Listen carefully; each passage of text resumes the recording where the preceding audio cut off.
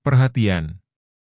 Konten ini mengandung konsep esensi ilahiyah yang membutuhkan aspek pemahaman mendalam, yang kemungkinan hanya dapat diakses dengan keterbukaan hati dan pikiran, untuk mencapai tingkat pencerahan dan kesadaran yang lebih tinggi. Dan yang lain tidak suci, biasa gitu Pak ya. Bukan, pengertiannya sebut kitab suci itu. Iya, jadi gini, maksudnya kan ada ini yang kita langsung ngomong aja misalnya dari yang kelompok Islam aja. Itu kan banyak itu yang mengklaim itu, ya ini kitab Quran ini yang paling suci, yang lain ini tidak suci. Iya, kalau karena ini argumen mereka begini, ini kan sebagai penyempurna. Karena paling akhir. Nah, jadi yang awal-awal itu belum sempurna, ini baru disempurnakan dengan Islam. Iya, tapi itu kan karena kita, ya karena terlalu tidak pernah membaca. Ya. Misalnya kitab orang Sikh, itu baru ditulis tahun 1600. Ya, dia mengatakan lebih lengkap dari yang lain-lainnya, agama Sikh itu. Agama Sikh. Nah, agama Sikh itu baru 1600. Ya, mereka mendirikan dengan kitab suci Adigran, ya. Jadi seperti itu. Adi itu kan luhur artinya, ya. Jadi mereka bisa mengajarkan orang Sikh itu, ya, dengan kitabnya itu karena itu paling lengkap. Ya. Nanti ada kitabnya orang Bahai. Bahai itu baru muncul 1850-an, ya lebih belakang lagi. Ya, itu juga oleh pengikutnya dikatakan kitab yang paling lengkap di dunia karena sudah terakhir ya. Sudah terakhir ya 1850. Iya. Karena sudah paling mudah ini. Paling mudah. Nah, jadi klaim-klaim itu semacam itu kita harus dewasa menanggapi. Ya. Makanya pada waktu yang lalu kita bicara, saya katakan setiap agama yang mengakui agamanya yang paling sempurna dan itu tidak salah. Yang salah ketika menyalahkan orang, itu yang salah. Tapi di sisi internal ya harus mengakui lah. Kalau tidak mengakui kan nggak percaya bahwa yang dipelajari itu yang sempurna. Jadi seperti itu. Ya. Jadi sama, kalau ditanyakan orang Jawa, karena itu tadi kan banyaknya wisik, banyaknya itu ditulis, ya berupa kidung, berupa itu ajaran bagus semuanya. Ajaran akhlakul karimah, gitu kan. Nah, tinggal orang berikutnya kan, seandainya peradaban Jawa itu maju, tidak dijajah, ya pasti orang ngakui inilah kitab-kitab suci dari leluhur kita, kan itu kan. Ya. Karena saya sendiri menulis buku kan namanya Weda Sasangka, ya. Itu bisa teman-teman ngecek di Google tulisan Weda Sasangka itu jilid 1, jilid 2, jilid 3. Itu dari buku Pustaka Weda Sasangka. Di situ dituliskan inilah buku suci. Nah, coba. Ya. Dan isinya memang ya lebih istilahnya lebih luas daripada yang sebelumnya. Waktu nulis buku itu tidak ada yang mengkritik gitu. Kok diklaim ini suci gimana ini kok? Loh, kan itu gitu. Bukunya, silakan kritik bukunya. Oh gitu. Lah iya kan, saya kan menguraikan. Ya, jadi saya uraikan itu terdiri 3 jilid buku, makanya disebut Pustaka Weda Sasangka. Pustaka itu sama dengan buku. Ya, Weda itu artinya pengetahuan. Ya. Nah, Sasangka itu artinya bisa sebagai yang bercahaya, yang terang dan sebagainya. Ya kan, jadi itu pengetahuan tentang kehidupan. Itu isinya lebih luas dari kitab-kitab sebelumnya. Lah orang boleh menyangka lebih luas, ya silakan baca. Kalau saya gitu, itu 3 jilid, 1 jilid saya uraikan jadi 2 jilid. Setiap jilidnya hampir 500 halaman. Uraiannya itu. Iya. Ya, itu 3 jilid itu total halamannya sekitar 700-an. 3 jilid buku aslinya itu. Pustaka Weda Sasangka. Jadi dapat dikatakan hanya 200 halaman ya. 250-an halaman lah per ininya, per jilidnya itu. Tapi per jilid itu saya jadikan 2 jilid buku, menguraikan itu. Lah itu 250 jadi 1000 halaman. Karena 500 halaman lebih satu Iya. jilidnya itu. Nah, sekarang sedang menulis yang uraian jilid 2, berarti menjadi buku jilid 4. Karena kan jilid 1 jadi jilid 1, jilid 2. Buku 2 menjadi buku 3 dan 4. Iya, iya. Berarti ada hikam, ada syarah hikam. Iya. Ya, penjelasan Dan itu terbarunya bisa ini. dilihat di YouTube. Iya, ya, Weda Sangka. Ya, Weda Sasangka di Weda YouTube. Sasangka, ya. Silahkan saudara-saudara ya membuka di YouTube ya yang Weda Sasangka. Itu banyak sekali, itu kan uraian saya itu. Ya, jadi seperti itu. Iya, jadi sebenarnya kalau ngomong sebuah wahyu yang nanti dituliskan di dalam suatu buku, suatu kitab, itu kemungkinan bisa jadi orang-orang kuno zaman dahulu, entah orang Jawa atau orang suku manapun, Batak atau mungkin sudah dapat, cuman dituliskan di lontar atau apa, Iya, gitu. iya. Artefak atau apa gitu. Itu sebenarnya juga wahyu juga. Ilham itu kan juga turunnya dari Tuhan juga itu. Cuman karena mungkin minoritas dan tidak sepopuler yang lain, mungkin akhirnya hanya segelintir orang, sekelompok orang saja yang memakai atau meyakini hal yang kayak itu, gitu ya Pak Cinda. Iya. Nah, jadi saya berikan tambahan penjelasan ya. Iya. Kan tadi Pustaka Weda Sasangka itu menunjuk bahwa dirinya itu kitab suci. Ya kan? Nah, nanti orang lain itu jangan terus suci dan tidak.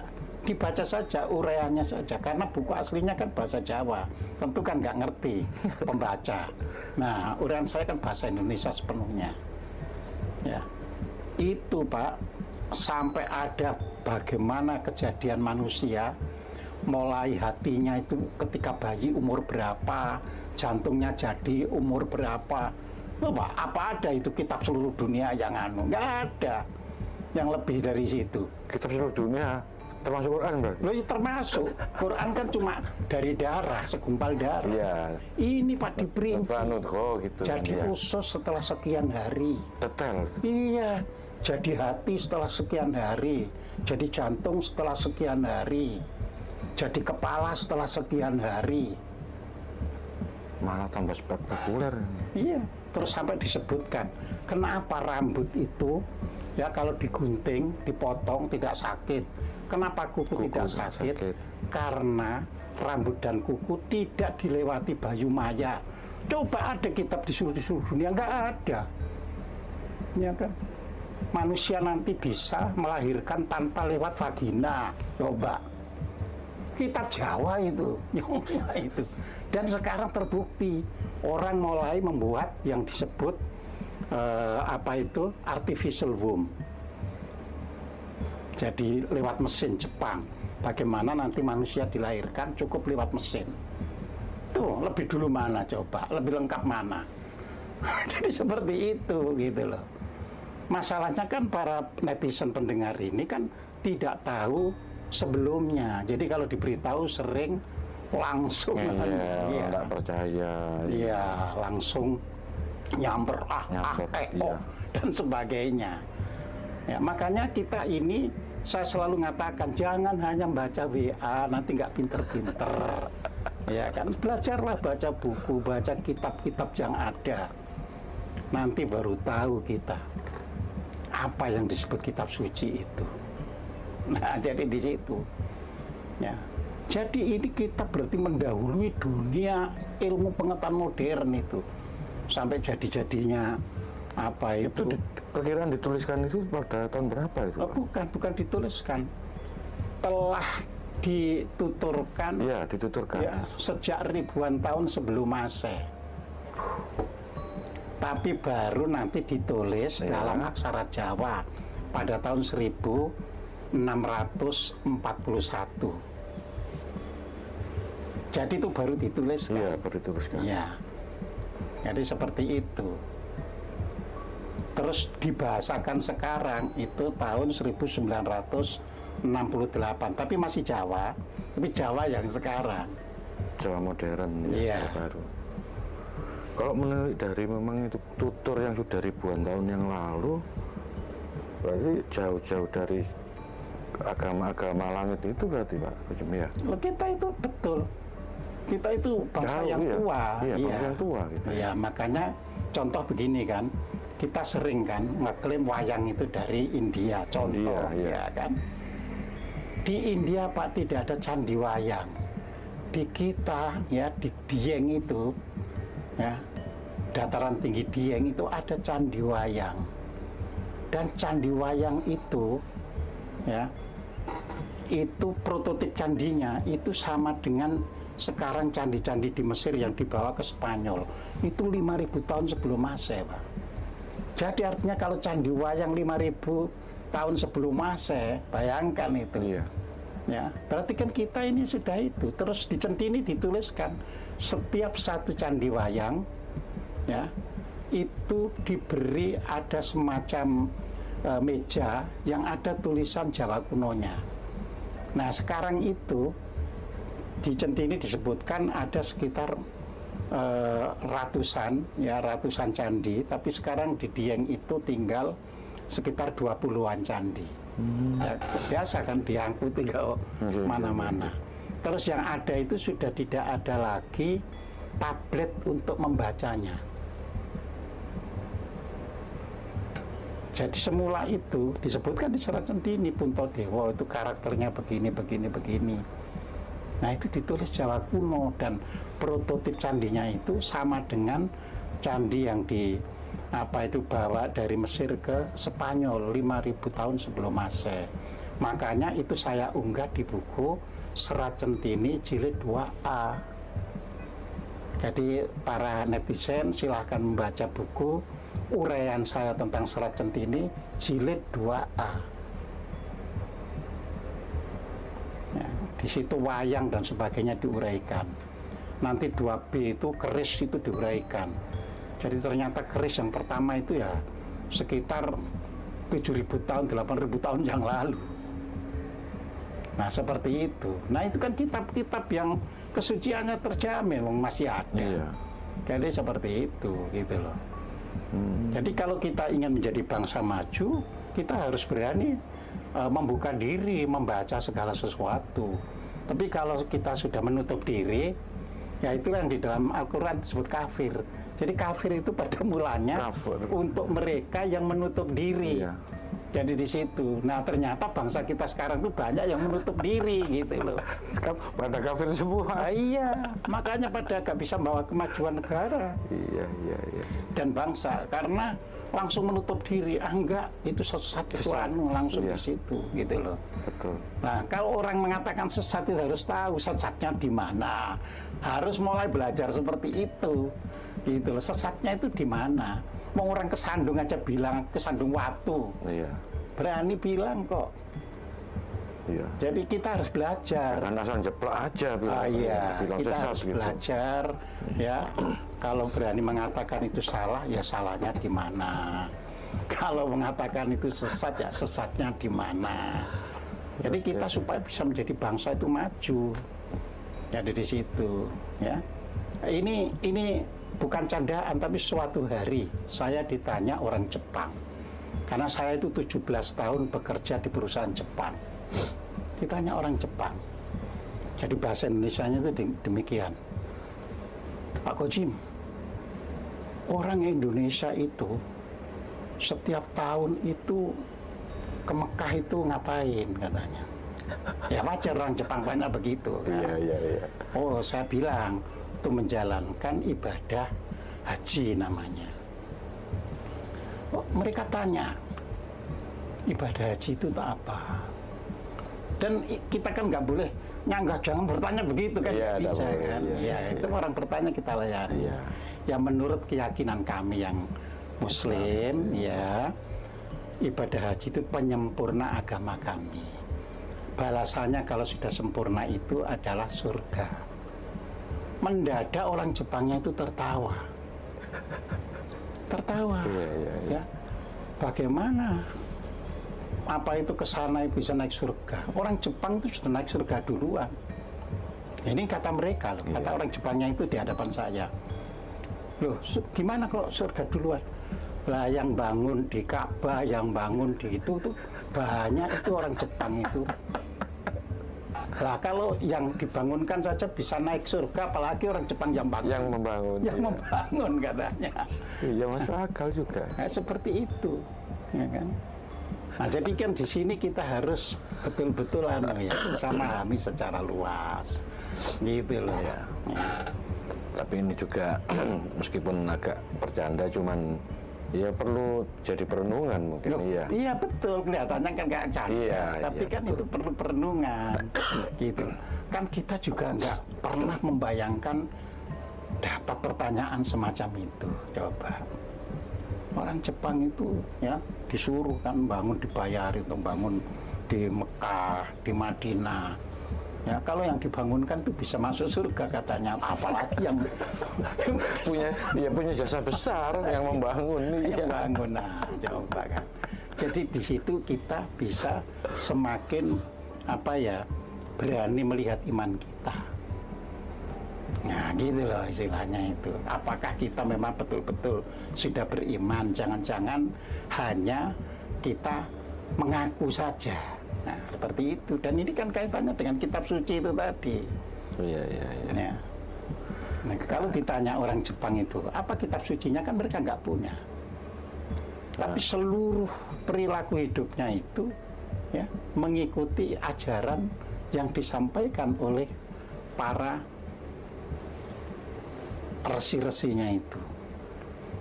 Ya, jadi seperti itu. Mereka nggak boleh mencuri, nggak boleh Nah itu kan diberikan itu. Dan mereka patuh loh, padahal nggak ada lembarannya. Jadi seperti itu ya. Mereka menghadap orang tua harus sopan, ya kan. Itu kalau ada kayak tanggal 14-15 Agustus itu orang Jepang itu ada libur, Pak. Libur ternyata apa? Libur sungkem ke orang tua. Sungkem. Luar biasa, Pak. Iya. Ya, bagaimana menghormati orang tuanya Hormat itu. leluhur, ya, hormat orang tua. Dan sungkem saya tanya, gimana you untuk price orang tua Anda itu untuk menghargai orang tua itu? Oh iya, kami duduk di depannya, terus tertelungkup di depannya Iya. itu. Sungkem ya. Sungkemnya. Bayangkan kan orang Jepang juga tidak duduk di kursi, Enggak. bersila di bawah. Jadi seperti itu. Dan itu dipegang terus sampai hari ini. Jadi kita itu harus bangga sebenarnya gitu loh. Oh, masih ada orang yang bisa meneliti, menelaah. Ya, makanya saya itu menguraikan kembali buku Centini.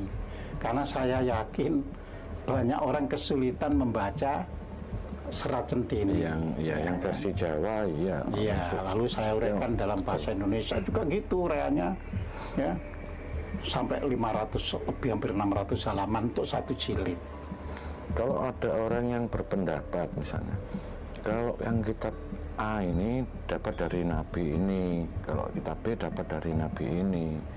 Kalau ini kitabnya orang Jawa, misalnya ini diklaim kitabnya orang Jawa, kan bukan dari Nabi, hanya sekedar resi. Nah, mereka memposisikannya mungkin agak rendah kan, merendahkan daripada yang punya mereka yang katanya dari Nabi itu dapatnya. Kalau pendapatnya Pak Hozim, Loh ya, jadi begini ya. Nabi itu istilah bahasa Arab, Pak. Iya. Dan itu bahasa itu hampir sama dengan bahasa orang Israel, bahasa Ibrani. Jadi Nabi itu dari kata naba itu artinya berita. Berita. Jadi artinya Nabi adalah orang yang menerima berita dari alam gaib yang mereka percaya dari Tuhan. Resi juga orang yang menerima berita. Jadi itu hanya kata, ya. Hanya istilah. Jadi di situ, ya. Makanya kalau di dalam Al-Quran ya disampaikan bahwa sebagian nabi itu kami kisahkan kepada engkau Muhammad dan sebagian lainnya tidak kami kisahkan. Lah kita ini termasuk yang tidak dikisahkan. Mengapa? Ya nggak ada perlunya buat orang Timur Tengah. Iya. Yang dikisahkan tentu yang dipahami oleh orang Timur Tengah kan gitu kan. Jadi seperti itu. Inggris misalnya, mengapa jaya terus? Dia selalu percaya. Inggris itu juga menerima kitab suci dari Tuhan supaya menjaga Inggris jaya di dunia terus-menerus. Terus dia buktikan kan kejayaannya itu. Nah, jadi makanya sampai seperti hari ini dia nggak mau kan uangnya diubah yang lain, tetap pound sterling kan seperti itu. Ya kan, itu karena punya keyakinan terhadap kitab sucinya. Sampai pada mulanya kan agamanya itu Katolik, sampai misah menjadi agama Anglikan dengan segala aturan mainnya sendiri.